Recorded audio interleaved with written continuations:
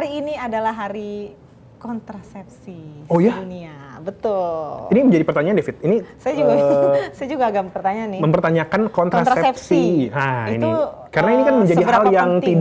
tidak dibicarakan secara gamblang. Betul, karena masih kayak tabu gitu kontrasepsi, dan gue juga masih bingung sebenarnya kontrasepsi ini wajib apa gimana gitu. Dan bahkan ya Fit, sepenting kadang-kadang apa, gitu. pasangan sendiri itu juga ngerasa kurang nyaman ketika ngomongin kontrasepsi satu sama lain. Oh, kenapa? Karena tabu juga? Ya karena memang dari Kan kecil obrolan mengenai kontrasepsi itu tidak menjadi omongan yang sering diomongin antara orang tua dan anak. Betul. Padahal ini bisa jadi edukasi ya. Bener, sex education di Indonesia itu bukan sesuatu hal yang gampang diucapkan oleh orang tua di rumah kepada anaknya, yang mungkin kadang-kadang anak malah mendapatkan ilmu mengenai sex education di sekolah. Kayak malu dibikin kayak. Betul. Kalau mulai nanya hal-hal yang kayak gitu, ntar orang tua malah apaan sih kamu? Kamu masih kecil, masih mikirin lah gitu. Padahal justru dari kecil harusnya tahu. Sehingga bisa lebih menjaga diri preventif tadi.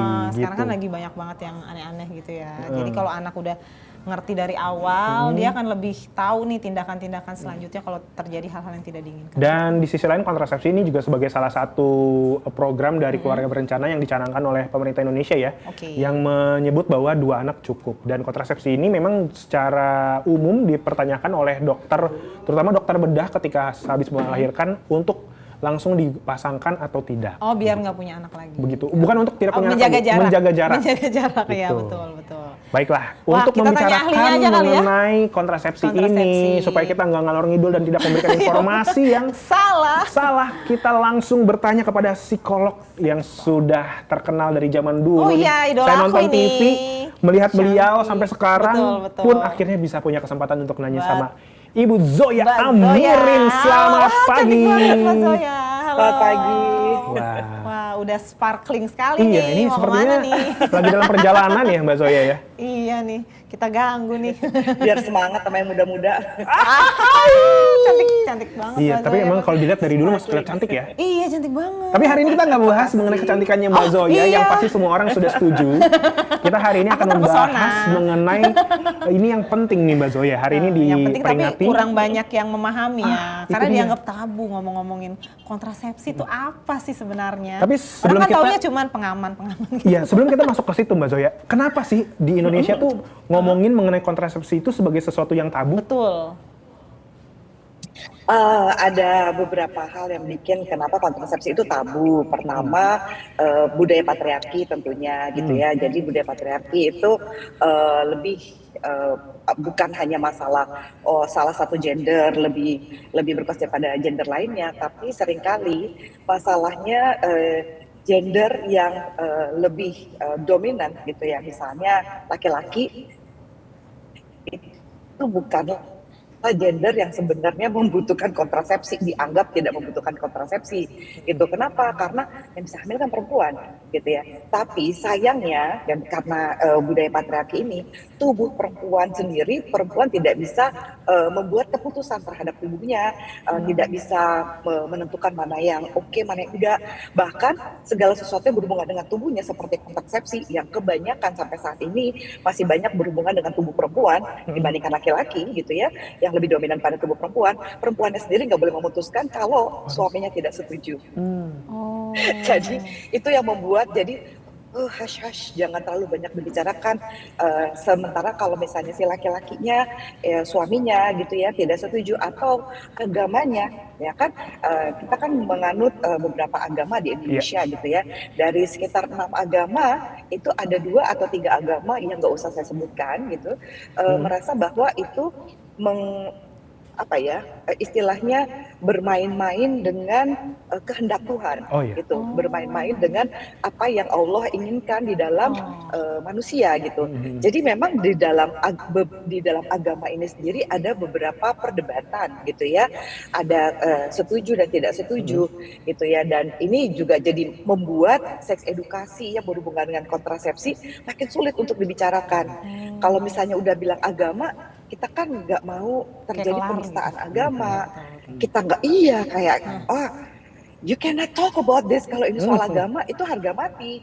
Ketika dianggap kita mengintervensi keinginan Tuhan di dalam diri kita, nah seolah-olah manusia juga tidak punya andil, padahal kan kita semua juga punya andil, gitu ya. Misalnya untuk mencegah apa ya, sebenarnya sih tujuan kontrasepsi yang paling utama adalah merencanakan kehamilan. Setuju. Ya kan, karena bagi yang sudah menikah, apalagi yang belum menikah, terjadinya unexpected pregnancy ya. Saya tidak mau mengatakan lagi unwanted gitu. Kayaknya kalau unwanted tuh kayak kita nggak menginginkan atau nggak apa, kayaknya nggak seperti itu deh. Kalau saya lebih setuju pada unexpected pregnancy gitu, bahwa waduh, nih kita lagi ini karir, baru menikah, baru belajar menjadi suami istri. Wah, dilalah udah tiba-tiba jadi ayah dan bunda aja gitu. Itu kan adalah proses yang sebenarnya secara psikologis kurang sehat ya. Membuat seorang individu yang sudah punya uang sekalipun belum tentu punya kesiapan emosi untuk berganti peran dari suami istri menjadi plus tambahan ayah bunda gitu. Nah, hal-hal kayak gini membuat kontrasepsi makin sulit, Mbak dan Mas, untuk dibicarakan gitu. Oke, Mbak Zoya, kapan sih waktu yang tepat misalnya seorang pasangan baru menikah, nah mulai membicarakan soal kontrasepsi ini baiknya kapan ya Mbak, antara keduanya gitu? Oh, justru bukan nunggu udah mau persiapan pernikahan, kalau mulai pacaran aja, terutama bagi orang dewasa. Oh gitu. Iya, mesti membicarakan kontrasepsi gitu ya. Karena kayak gini, pertama sebenarnya konteksnya bukan dilalah ini kok baru pacaran kita ngomongin kontrasepsi, serem amat ya. Gitu. Saya kasih konteks gitu ya. Jadi gini, kita kan adalah manusia normal. Manusia normal dan sehat adalah manusia yang memiliki hasrat seksual. Ya, sebagai manusia memiliki hasrat seksual, pasti kalau kita naksir, jatuh cinta sama orang, kita juga akan nafsu dong ya. Nah, gitu. Nah, kebanyakan orang terlalu jaim untuk ngomongin soal nafsu atau nggak nafsu. Jadinya ya udah jalanin aja pacaran. Di tengah-tengah kalau nafsu tahan olahraga gitu ya, melakukan kegiatan. Itu kan adalah pengalihan isu ya, teman-teman. Pencitraan kan. Daripada pengalihan. Udah pencitraan, jaim, pengalihan isu, aduh banyak bener gitu, ribet banget orang pacaran aja susah. Jadi supaya tidak mempersulit kehidupan pacaran, percintaan atau apapun itu gitu ya, pengenalan lah gitu ya, kalau nggak mau sebut pacaran, untuk mengenali orang yang akan kita nikahi, bolehkah kita tuh mendiskusikan tentang kalau kita nafsu, karena kita adalah makhluk seksual, kalau malu mau ngomongin nafsu, tiba-tiba pakai aja nih acara Oke Zone ini, tunjukin ke pacar. Tuh di Oke Zone tuh kata Mbak Zoya tuh di Morning Zone. Terima kasih Mbak Zoya. Terima kasih Mbak Zoya. Jadikan ini alasan untuk berdiskusi dengan pasangan. Kata Mbak Zoya di Oke Zone pagi tuh disuruh omongin loh kita kalau mau pacaran. Kalau kita mau pacaran sehat, kalau kita nafsu kita mau gimana? Gitu. Terutama pada saat si perempuannya lagi ovulasi gitu ya. Kalau laki-lakinya, waduh jam-jamnya mah nggak bisa ketentuan gitu ya. Nggak bisa nafsunya kapan aja, di mana aja gitu ya. Kayak iklan produk tertentu gitu ya misalnya. Nah ini yang akan membuat kita, jadi kalau kita mau pacaran sehat, apakah kita mau ngumpet-ngumpet dulu di rumah, nunggu kalau misalnya rumahnya di Jakarta gitu ya, nyuruh misalnya asisten rumah tangganya untuk pergi ke Bogor beli rokok gitu misalnya ya, supaya bisa berduaan di rumah. Atau kita mau ya udah kita santai aja, kita misalnya dengerin musik bareng, kita kafe bareng, atau kita hang out bareng gitu. Nah itu kan akan jadi menentukan. Dan akhirnya kontrasepsi kan menjadi topik gitu di sini, bahwa oh iya kita sebenarnya nafsu tapi sebenarnya kita belum siap dong gitu untuk tiba-tiba hamil gitu, atau sebenarnya kita juga nggak siap sih kalau mau hubungan seksual sekarang gitu.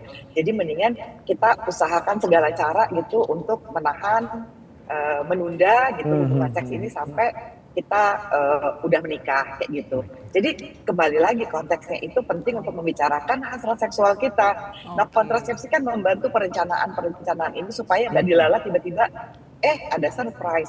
Nggak selalu oke pula surprise-nya kan gitu. Iya. Betul. Mbak Zoya, ini ini udah mulai ada pertanyaan dari Oke Zoners di sosial media, tapi sebelum kita berangkat ke sana, ini kan kita masih ngomongin mengenai kontrasepsi. Sebenarnya di Indonesia itu sebagai tadi ada kontrasepsi yang biasanya diberikan kepada perempuan atau ada kontrasepsi yang biasanya diberikan kepada pria. Sebenarnya kontrasepsi di Indonesia itu yang bisa digunakan oleh masyarakat Indonesia itu jenisnya ada apa aja sih Mbak Zoya? Iya, alat kontrasepsi apa aja? Wah ada lumayan ya. Semoga saya nggak lupa sebut ya. Jadi ada beberapa jenis kontrasepsi gitu. Sebenarnya menurut saya sih yang paling ideal itu kontrasepsinya tuh kondom gitu ya. Kenapa? Karena kondom itu bukan hanya mencegah kehamilan tapi juga mencegah infeksi luar seksual dan HIV/AIDS gitu ya. Jadi ini pada skala tertentu ya, sekali lagi kalau kita melihat di belakang kondom pasti ada tulisan 98% keberhasilannya. Kenapa kok nggak 100%? Apakah kondomnya bocor? Ya macam-macam gitu. Misalnya penggunaannya, expire date gitu ya. Terus udah gitu juga benar-benar belum terinfeksi infeksi menular seksual yang akut lah gitu ya. Terus itu yang juga cukup ngetop itu adalah IUD. Kalau zaman dulu entah kenapa orang menyebutnya sebagai spiral, padahal bentuknya T ya itu. Nah IUD itu bisa ditanamkan gitu, biasanya kita pergi ke Obgyn untuk ditanamkan. Karena menurut saya itu paling gak ribet gitu ya. Dia bisa sampai 5-6 tahun gitu ya. Terus dia gitu ada yang hormon ada yang non hormonal. Terus dia gitu kalau kontrasepsi itu dibagi dua ya, by the way. Ada satu yang hormonal, yang satu lagi non hormonal. Non hormonal kayak kondom, ada juga kayak IUD yang Cooper, atau ada yang tidak. Terus ada yang kalau di daerah di salah satu daerah Pulau Jawa yang cukup mentok itu yang implan. Kenapa? Karena bentuknya seperti susu. Gitu. Jadi di daerah-daerah bentuknya seperti susuk tapi bisa membuat bisa mencegah kehamilan. Gue dengarnya susu. Mencegah susuk kehamilan. Maksudnya. Susuk. Aku dengarnya susu. Ada ya? Kan ada misalnya susuk gitu ya. Susuk tuh ditaruh mana? Bikin cakep kalau ini di tangan biasanya. Kalau yang implan. Kalau susuk yang lain saya nggak tahu di mana ya. Bisa di sini, berlian di sini. Oke. Jadi kalau implan itu ditaruh di tangan. Lalu ada juga yang paling tidak efektif itu adalah sistem kalender atau coitus interruptus gitu ya. Kalau sistem kalender tuh nunggu ini kapan dia lagi ovulasi gitu ya. Ada juga kenapa saya bilang tidak efektif, karena gini, ada klien saya itu kasihan sekali, mereka tuh benar-benar baru memulai pernikahan, terus mereka sama sekali belum siap punya anak secara finansial, karena yang satu lagi studi, sementara yang satu pekerjaannya tuh benar-benar hanya cukup untuk berdua aja. Terus mereka menggunakan sistem kalender gitu ya. Jadi sistem kalender plus coitus interruptus gitu, atau hubungan seks yang terputus gitu. Jadi berhubungan seks ketika akan ejakulasi, si prianya mencabut kelaminnya lalu dikeluarin di luar gitu ya. Nah coitus interruptus ini kan berbahaya karena kita tidak tahu yang namanya prekam gitu, atau yang bisa setetes 2 tetes ya, sebenarnya kan hanya membutuhkan 1 sperma untuk bisa membuat kehamilan ya. Setetes 2 tetes itu kan bisa berapa puluh ribu ya gitu. Nah ada yang menggunakan ini terus merasa bahwa itu udah paling efektif. Saya bilang kenapa nggak pakai kondom aja sih, ribet banget hidupnya. Ya sudah terjadi. Tiba-tiba surprise ada anak. Terus mereka berdua sampai shock, stres, nangis karena menggugurkan dosa, nggak punya duit. Tanggung gitu, jawab yang besar ya. Jadi tanggung jawabnya terlalu besar. So it's a very very very hard choice menurut saya. Lalu ada coitus interruptus itu sistem kalender. Ada yang patch juga yang kayak di ini apa sih namanya, kayak ditempelin kayak untuk orang plaster, yang menghentikan rokok gitu kan. Iya sebenarnya semacam plaster, semacam koyo gitu, itu juga ada. Lalu ada juga yang bentuknya disuntik 3 bulanan sekali gitu, sama pil. Nah pil kontrasepsi ini juga gini ya, tidak semudah itu. Kita harus memahami kepribadian kita. Kalau orangnya misalnya kayak saya nih gitu ya, yang jam kerjanya itu bisa padat banget, terus bisa ini sebenarnya kontrasepsi harus diminum pada jam yang sama setiap harinya. Oh jadi kalau hari ini minum jam 9 pagi, besok harus jam 9 pagi juga? Kalau di atas itu nggak ampuh berarti? Tetap bisa kebobolan berarti? Mesti ulang lagi dari awal. 28 hari. Mesti ulang lagi dari awal, ribet banget kan. Harus gitu ya? Tapi ada yang mampu begitu karena memang orangnya konsisten gitu ya. Tergantung orangnya tadi ya. Gitu dia. kita mesti paham juga kepribadian kita. Nah kalau saya ya nggak mungkin saya minum jam segini tahu-tahu waduh besoknya jam 9 pagi Besok ada klien. acara. Kan nggak mungkin lagi sebentar ya. Saya minum pil kontrasepsi dulu gitu. Kan susah gitu. Jadi kita mesti tahu hari-hari kita, kepribadian kita, dan itu yang mempengaruhi kita menggunakan kontrasepsi. Dan sekali lagi bentuk hormonal nggak hormonal itu harus didiskusikan pada bidan ya, pada ahli kandungan gitu, untuk bisa tahu bahwa oh saya tuh cocoknya kayak gini gitu, dan apa hormon yang seperti apa yang cocok buat saya dan mana yang tidak cocok gitu. Oke, ini ada pertanyaan dari Okezoners. Di usia pernikahan di atas 15 tahun, gimana caranya tetap hot seperti pengantin baru? Ini yang nanya sih.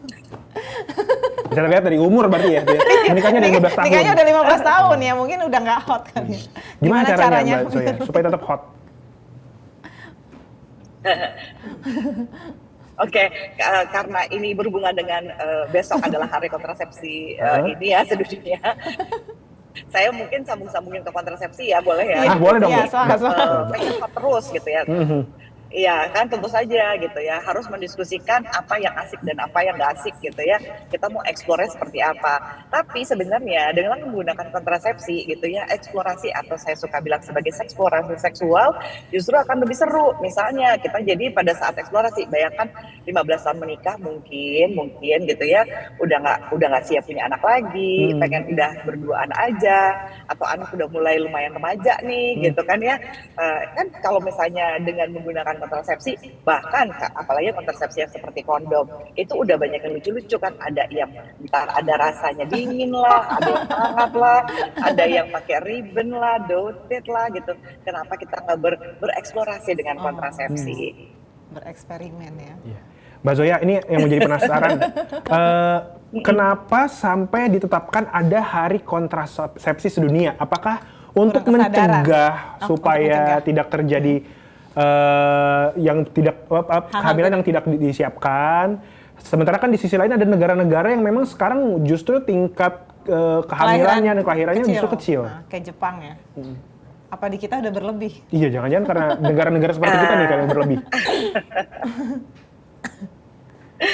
Sebenarnya pertama-tama kontrasepsi bukan hanya masalah mencegah kehamilan yang yang pokoknya jangan ada surprise gitu ya, gitu. Jadi untuk bisa merencanakan, tapi sebenarnya lebih tepatnya kenapa di Indonesia dicanangkan, karena kalau saya juga setuju karena ini mendukung keluarga yang berkualitas. Ya, kenapa keluarga yang berkualitas adalah semuanya direncanakan, kayak bisa nggak sih kita kayak bangun pagi lalu saya mau bikin rumah hari ini, nggak bisa ya, bikin rumah aja kita mesti planning terlalu gitu. Iya, terlalu mendadak. Iya kan, bikin rumah aja kayak oke, kita mau bikin rumahnya sebesar apa, kita mau renovasi atau mau bangun dari nol, berapa uang yang kita punya gitu untuk melakukan ini. Kenapa punya anak kayak gitu?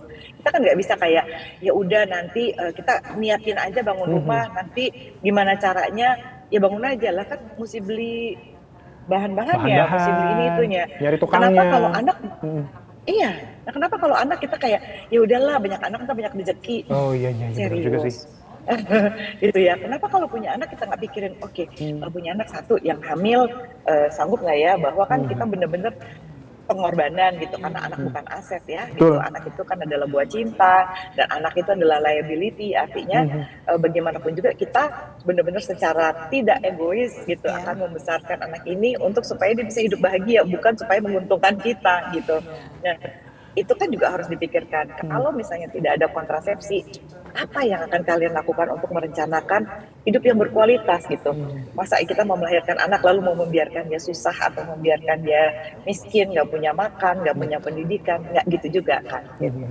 Oke, Mbak Zoya, gimana caranya membicarakan soal kontrasepsi dengan pasangan secara sehat? Karena ada juga kan pasangan yang istrinya misalnya diam-diam KB, terus suaminya nggak setuju, terus suruh berhenti. Nah itu gimana tuh biar dua-duanya sama-sama punya persepsi yang sehat soal kontrasepsi? Wah, ini juga pelik sih, kadang-kadang malah sampai jadinya ke sofa konseling saya ya gitu. Karena yang punya badan nggak sanggup, Hmm. sementara yang nggak punya badan punya ide sendiri tentang anak Ngide. keturunan dan sebagainya gitu kan. Betul. Ya, dan nah, ide-ide tentang seseorang ini mungkin kita mesti bantu bagaimana caranya mengajak para laki-laki berempati gitu terhadap apa yang akan terjadi pada badan perempuan ketika dia hamil gitu ya. Kadang-kadang bukan masalah nggak mau punya anaknya atau belum siap punya anaknya gitu, tapi karena masa-masa kehamilan itu kan ada beberapa perempuan yang relatif gitu mungkin belum siap untuk mengkomunikasikannya atau udah khawatir duluan kalau mengkomunikasikannya akan ditolak lah kayak gitu ya.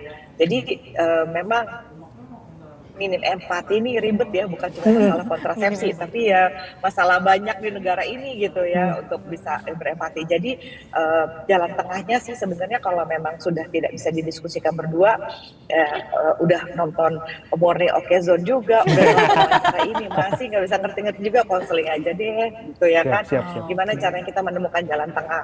Benar. Apa sih kebutuhan masing-masing orang bahwa saya mau punya anak gitu ya, saya mau punya apa sih namanya, saya mau punya keturunan yang dengan yang kandung, saya nggak mau adopsi dan sebagainya, itu kan nggak apa-apa juga. Dan termasuk juga bagi mereka-mereka yang memilih untuk child free gitu ya, tolonglah berempati juga, jangan mengatakan bahwa udah banyak manusia di dunia ini gitu, dan seolah-olah mereka-mereka menginginkan anak nambahin populasi gitu ya, nggak gitu juga ya. Iya benar sih, benar. Betul. Mbak Zoya, ini kan negara-negara Asia, terutama Indonesia, tadi juga sempat Mbak Zoya bilang negara yang patrilinealisme. Dan kadang-kadang ada juga yang bilang bahwa kontrasepsi dan juga sex education itu adalah ilmu yang mungkin tidak dipelajari di zaman sekolah, Ya, sehingga kurang. akhirnya kejadian tuh yang punya badan pengen menjaga dengan kontrasepsi, sementara nih yang nggak punya badan pengennya terus gas. Nah, ini kan sebenarnya harus dipelajari atau harus dididik mendapatkan ilmu ini semenjak remaja. Nah, sebenarnya untuk masalah kontrasepsi dan sex education sebenarnya sudah mulai baik untuk diajarkan kepada anak atau remaja di umur berapa sih Mbak Zoya? Nah, ini pasti kaget deh, sejak bayi, sejak lahir. Kan Sejak belum lahir? ngerti. Sejak lahir udah belajar ini. Masa dari lahir sih Mbak Zoya? Gimana cara ngajarinnya? Bukan belajar kontrasepsinya dulu ya, tapi belajar penghargaan terhadap tubuh. Orang tua belajar menghargai tubuh anaknya, itu adalah seks edukasi yang paling awal dan yang paling dini. Kebetulan kan di rumah itu adik saya baru punya anak gitu ya, baru punya baby. Terus ya gitu kan kita mengulang lagi puteran seks edukasi gitu, karena yang satu kan kakaknya tuh udah kuliah gitu, sementara ini ada baby lagi satu di rumah. Saya mengingatkan semua orang di rumah gitu, termasuk saya sendiri, ketika mengganti popok gitu ya, mengganti popok, akan memandikan anak, mencebok dan sebagainya gitu, memakaikan pakaian gitu, itu setiap sentuhan yang kami berikan pada si anak ini, kami akan permisi ya, mami mau sentuh badannya adik ya, mami mau cebokin ya, gitu ya, permisi mami ini. Jadi ketika kita meminta konsen, sekali lagi ya, konsen adalah bagian terpenting dari seks edukasi. Si anak ini tahu bahwa tubuhnya berharga. Nah, ketika baik dia laki-laki maupun perempuan, dia menghargai tubuhnya, dia juga akan menghargai tubuh pasangan ya kan, ketika dia menikah nanti. Dan dia tidak akan sembarangan ada tantenya lah, siapanya lah, bude, pak de, yang tiba-tiba datang terus mau mencubit-cubit dia akan menjaga batasan Defensif ya? boundaries gitu, dengan mengatakan bahwa mungkin bukan defensif ya, kali itu adalah Minta bentuk izin? self love kali ya, bahwa iya. Kita harus aduh minta anti aku nggak mau dipegang kayak gini, atau dia akan minta perlindungan orang tuanya kayak mami aku bunda aku tadi ini nih apa aku dicubit gitu, I don't like it, aku nggak suka dicubit, aku nggak suka diginiin gitu. Nah, ketika dia mengatakan itu kan berarti seks edukasi kita berhasil, bahwa oh dia tahu tubuhnya berharga. Jadi satu hari nanti ketika dia menikah, kalau dia laki-laki, dia juga akan menghargai tubuh perempuan pasangannya. Dan si pasangannya ini kalau dia adalah perempuan, dia tahu bahwa dia harus mampu gitu membicarakan tentang batasan tubuh yang sehat dari sejak pacaran. Jadi nggak dilalah tiba-tiba pas nikah merasa ya kan kita monogami ya, kita akan gini ya, aku mau punya anak, aku nggak mau punya anak. Jadi bukan sebuah kata kompli kan gitu relationship itu. Keren banget ya, Nah, baru itu. tahu. Berarti kita baru tahu nih harus bahwa minta izin kalau mau nyium anak kecil ya. Karena ini salah satu kita bentuk kan asal self-love-nya. nyosor aja. Wah, keren banget. Terima kasih nih Mbak Zoya, kita banyak kita belajar punya ilmu hari ini. baru hari ini. Pasti Pokoknya- Okezoners baru pada tahu juga nih. Pokoknya hari ini gue akan pulang, ketemu sama anak gue akan minta Ini izin baru punya untuk anak. untuk memandikan, Exactly. menggantikan popok gitu. Supaya dia belajar self love. Iya, dan dia jadi tahu, aduh dari sejak kecil orang tuaku tuh minta izin, jadi dia nggak akan ya niscaya dia akan Pendidikan dijauhkan seks ya dari amit-amit ya, semoga Ya. pokoknya tidak ada pelecehan seksual dan apapun, karena pelecehan seksual kan terjadi karena ada penjahatnya, bukan karena salah anaknya dong, ya kan. Betul. Tapi Sepakat. anak itu akan bisa menjaga diri gitu, dia bisa mengkomunikasikan batasan yang sehat gitu, dia bisa memberitahu orang-orang bahwa no it's not okay gitu. Jadi kalau ada temannya, orang tuanya, antinya, siapanya, paman bibinya yang gemes gitu, minta izin. Siap. Aku boleh peluk ya. Makasih Gitu. banyak. Mbak Zoya, Saya terima banyak kasih. pertanyaan ya Semua dari pertanyaan kita Okezoners. dijawab dengan baik dan juga Iya, pertanyaan terima Okezoners juga kasih. dibacakan dengan baik. Terima kasih. Hati-hati dalam semuanya. perjalanan. Semoga Hati-hati. apapun yang dilakukan hari ini bisa berjalan dengan baik. Amin. Terima kasih, Mbak Selamat Zoya. beraktivitas Amin, kembali, Mbak amin. Zoya. Selamat pagi. Selamat pagi. Amin. Salam sehat. Salam Salam sehat. sehat. Tuh, Fit, harus mulai dari kecil. banyak banget ya. Sex education, Dan bukan gua baru ntar tahu tunggu loh. dari SMP, SMA. Iya, dari bayi kita tuh sebenarnya kayak misalnya gue ponakan gue, maaf ya, tante cebokin, Oh, wah, tante. nice. Lah gue selama ini main nyosor aja, sini cium gemes gitu. Ya kan. kadang-kadang tante malah yang lebih Iya. gemes atau omnya ya. Iya, ternyata itu untuk mengajari dia bahwa orang Self tua gue aja love, minta izin, apalagi iya. orang lain nggak Concern boleh. dengan, bener loh, karena kalau dirinya. kita ngajarin cuman pakai kata-kata dia nggak paham, Betul. tapi dengan perbuatan kayak tadi dia belajar. Oh, orang tua gue menghargai tubuh gue. Keren banget. Okezoners, sayang banget waktunya Sudah habis. tapi semoga tadi bermanfaat sekali Yes. ya yang dibilang oleh Mbak Mbak Zoya Zoya. tadi. Keren Baik, banget. Okezoners, kalau begitu obrolan kita bersama dengan Mbak Zoya mengakhiri perbincangan Betul. Morning Zone edisi hari ini, edisi gajian ya. Edisi gajian. Sampai ketemu lagi, Morning Zone akan menemani Okezoners setiap hari Senin sampai Jumat Hari dari jam Jumat. 9 sampai jam 10 pagi. 10. Akhir kata saya temannya Fitri pamit. Saya temennya Tommy pamit. Kita ketemu lagi besok. Ya. Sampai jumpa, selamat pagi. Semangat.